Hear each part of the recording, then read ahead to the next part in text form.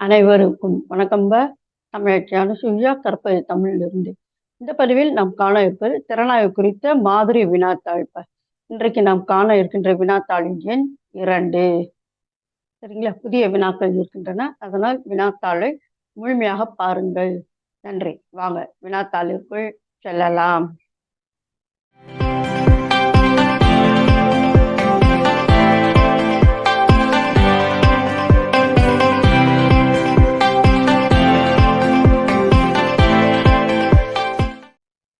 இலக்கியம் தான் கூற எடுத்துக்கொண்ட பொருளினும் அதனை கூறும் வகையினும் பொருத்தன்மை உடையதாக இருத்தல் வேண்டும். அதாவது அனைவருக்கும் அது இன்பமூட்டுவதாக இருத்தல் வேண்டும் என்று கூறியவர் யார்? டாக்டர் மு. வரதராசனார். இலக்கிய கோட்பாடு பற்றி கூறுகின்ற அரிஸ்டாட்டில் எழுதிய நூலின் பெயர் என்ன? பியட்டேஸ்.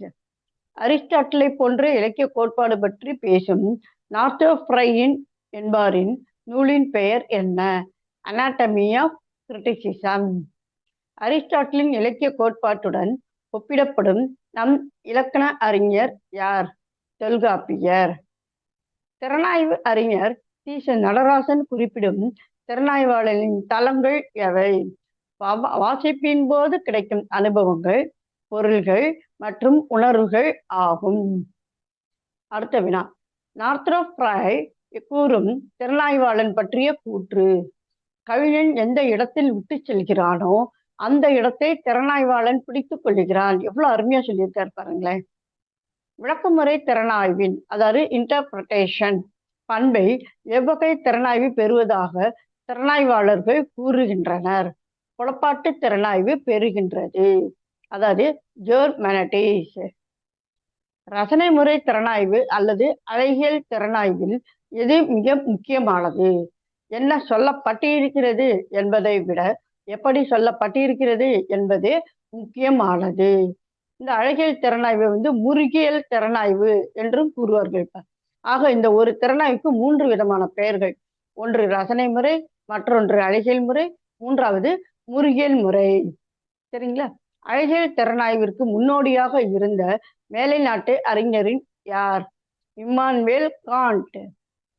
அழகியல் திறனாய்வு பற்றி கூறும் நம் தமிழ் திறனாய்வு அறிஞர்கள் ரசிகமணி டி.கே.சி., கல்கி, ராஜாஜி, சீனிவாச ராகவன், முத்துசிவன், பாஸ்ரீ, நீதிபதி மகராஜன், வித்வான் சண்முக சுந்தரம், ஞான சம்பந்தன், சோமு பாஸ்கர தொண்டைமான் முதலானோர்.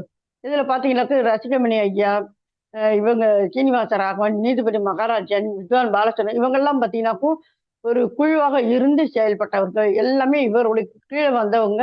அப்படியே ஒருத்தரும் இந்த மாதிரியான திறனாய்வை பற்றி கூறியவர்கள். சரிங்களா? அழகியல் முறை திறனாய்வை உரைநடை தளத்தில் கொண்டு சென்றவர் யார்? கானாசு எனப்படுகின்ற கானா சுப்பிரமணியம் அவர்கள். தமிழில் இலக்கிய விமர்சனம் என்னும் நூலை எழுதியவர் சீசு செல்லப்பா. உலகத்தில் சிறந்தனவாக காணப்படுவனவற்றையும் கருதப்படுவனவற்றையும் பற்றற்ற நிலையில் கற்று. அப்ப அது இதுன்னு இல்லாம நடு நிலைமையில் நின்றுன்னு அர்த்தம்.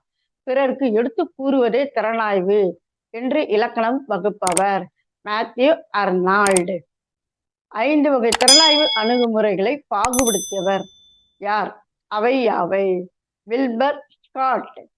அவர் வகுத்த அந்த 5 வகை திறனாய்வு: அறவியல் திறனாய்வு அணுகுமுறை, அதாவது மாரலிஸ்டிக்; உளவியல் அணுகுமுறை, சைக்காலஜிக்கல் அப்ரோச்; சமுதாயியல் அணுகுமுறை, சோசியாலஜிக்கல் அப்ரோச்; உருவயியல் அணுகுமுறை, ஃபார்மாலிஸ்டிக் அப்ரோச்; மூலப்படிவ அணுகுமுறை, அது ஆல்டர்டிபிக்கல் அப்ரோச்.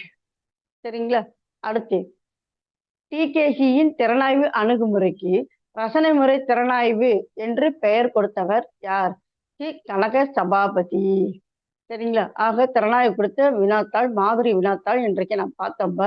இதனோடு தொடர்புடைய வீடியோக்களின் லிங்கை இணைக்கின்றேன். அவற்றையும் இணைத்து படியுங்கள்.